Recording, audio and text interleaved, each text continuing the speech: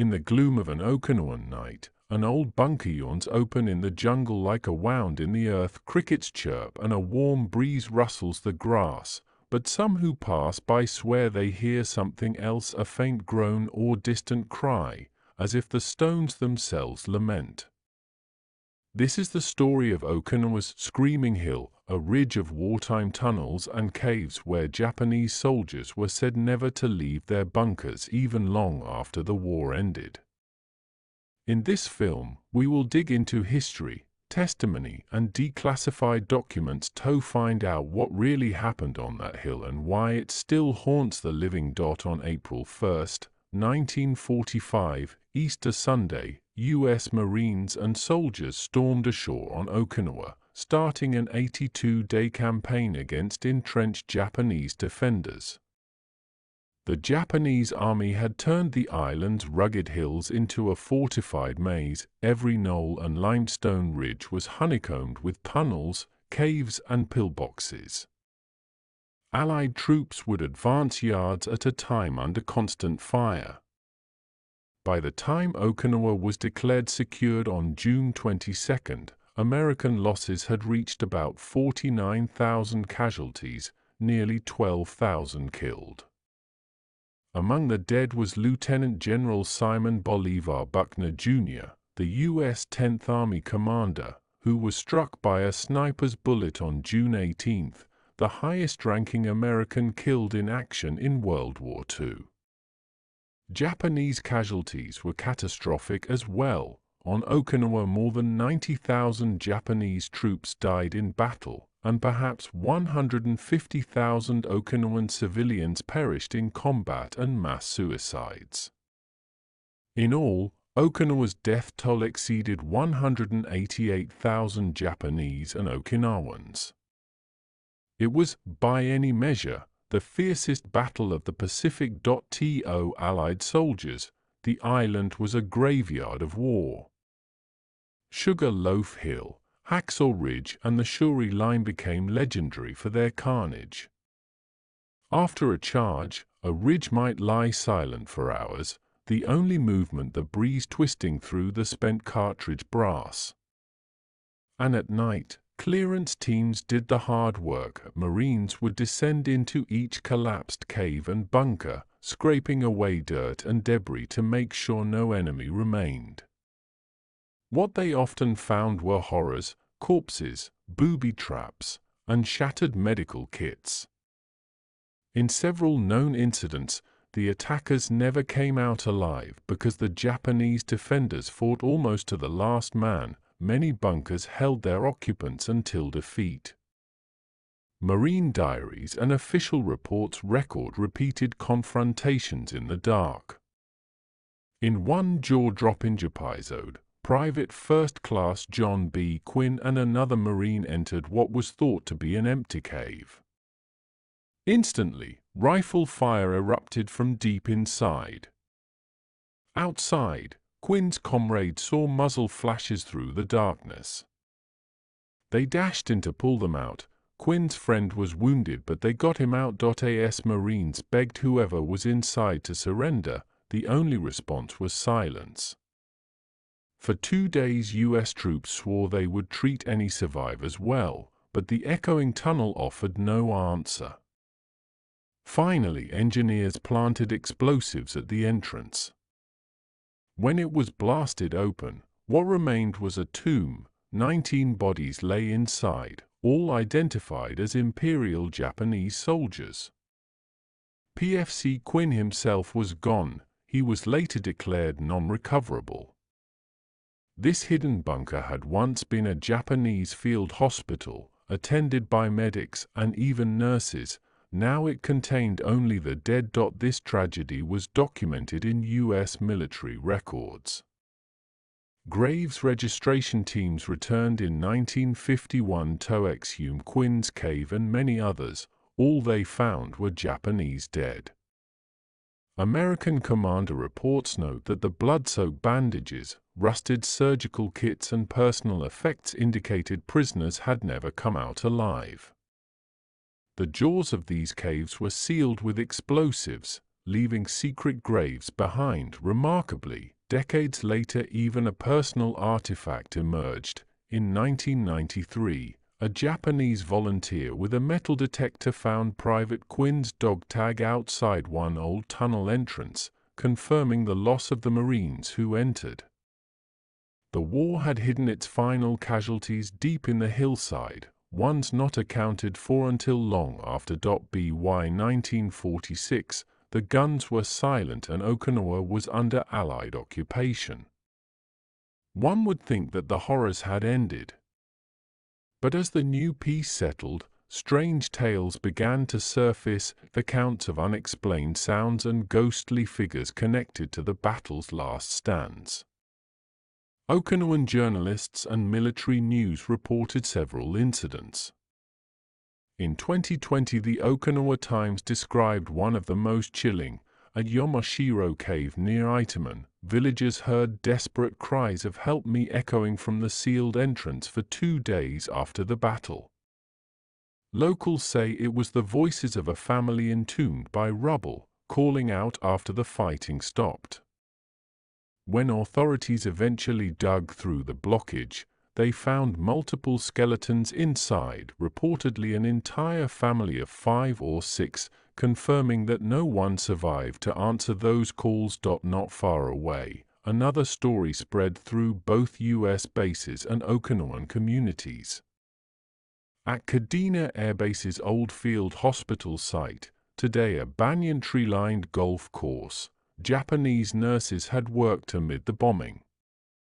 According to a Stars and Stripes feature, 17 volunteer nurses held a cave during the final assault and then killed themselves there when defeat was inevitable. The cave entrance was intentionally left intact. Even American tour guides have heard this legend. Kadena's information officer told reporters that people believe it's a very spooky place because the nurses' restless spirits are said to linger. To this day, Okinawans on base ghost tours avoid the cave entrance, convinced that something other than rain drips through its cracks. Other incidents around Okinawa fed the mystery. At Camp Hansen, Marines stationed at the old Gate 3 reported seeing a wounded Japanese soldier from the war standing silently in front of the sentry box, asking for a cigarette, then vanishing into thin air. This ghost sighting happened so often that the gate was eventually closed. Though only recounted in oral histories, it's part of base lore. Locals on the island would whisper of lantern lights bobbing in uncharted tunnels at night, or of hearing distant marching drums where no parade existed. None of these stories was ever officially recorded in military logs, but they became part of the collective memory, the idea that Okinawa still carried echoes of its last battle. These accounts aren't presented here as proof of anything supernatural. We know from every official source that the war in 1945 was absolutely real and brutal. What we don't have, and may never have, is an official explanation for the unexplained. There are no post-war reports with a clear answer, only testimonies from veterans and villagers. But those testimonies persist. One Okinawan war survivor told a reporter, "After the war, even when we were digging out the caves, you could hear voices from inside, but there was nobody there." In another interview, a Marine wife stated how her husband sometimes claimed he would smell tobacco smoke or sake bottles on guard duty at old gun emplacements, though nobody else was around. These intimate recollections reach us only as rumors or personal anecdotes, not verifiable fact. Yet they illustrate how deeply these events affected people's imaginations. Volunteers carefully dig through a World War II Japanese bunker cave in Itoman, Okinawa, sifting for the remains of soldiers lost in 1945. While rumors circulated, some people took action. Today, volunteer teams of Okinawan and American Bomai, bone searchers, are literally bringing history to light. On Okinawa's southern coast, groups like Quenta USA and local Gamahuya methodically scour the battlefield jungles. In Shimuku and other caves, they use shovels and even toothbrushes to pick through soil. One veteran volunteer described the scene. He turns on a headlamp and enters a cave, runs his fingers through the gravel until two pieces of bone emerge. The fragments, often skull or femur pieces, are placed in bowls, labeled and sent for analysis. Each day's haul of bones and personal items is documented carefully. These searches have recovered remains by the hundreds. The Okinawa Prefecture reports that over 1,400 war dead from the battle have been recovered in recent decades, still awaiting identification. Many are Japanese soldiers, but some are Okinawan civilians and even Allied soldiers, from rare clashes or mass graves. A national cemetery on Okinawa holds nearly 72,000 names. Every year more of the unaccounted are filled in, but each discovery often prompts a new question: who were they? What did they experience? The volunteers say that each bone is a story fragment. As one digger put it, the bones are silent witnesses to Okinawa's wartime tragedy. Meanwhile, United States government groups have joined in. In 2016, Japan and the US agreed on new cooperation to excavate battle sites and match any remains with families. US Marine expeditionary teams have opened dozens of caves and tunnels, recovering dog tags, rucksacks, and skeletal remains.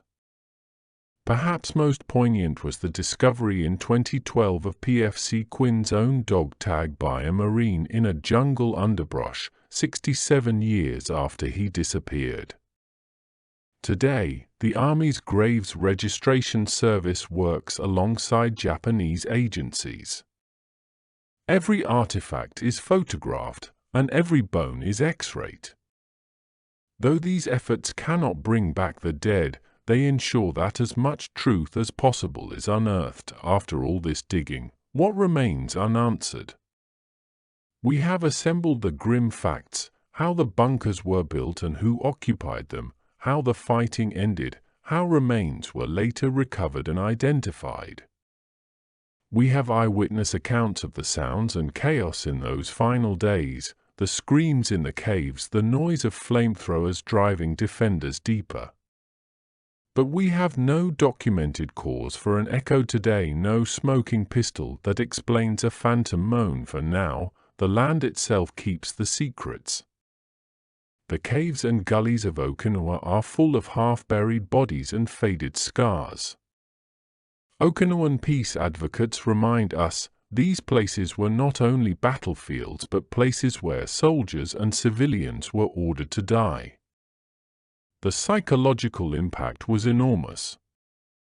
Even American veterans who returned to Okinawa years later reported a heavy weight in the air, a sense of being watched. Whether these feelings had any real source is unprovable.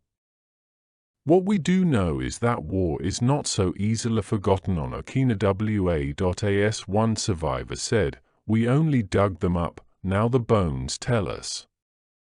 But the bones cannot speak, and the breeze through the bamboo covers what the voices once shouted.